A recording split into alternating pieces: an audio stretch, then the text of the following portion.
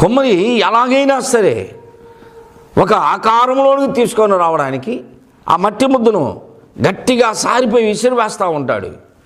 ఆ ముద్దుని అటు తిప్పి ఇటు తిప్పి తన మనస్సులో ఉన్న రూపం, అది ఏ పాత్ర అయినా కావచ్చు, పాత్ర ఆకారం వచ్చే వరకు దాన్ని త్రొక్కి మెత్తని చేసి ఆ ముద్దును తీసుకొచ్చి సారి మీద పెట్టి ఒక పాత్రను చేసినట్లుగా దేవుడు తన పిల్లలను శ్రమలలో నుండి బయటకు తీసుకొని వస్తాడు.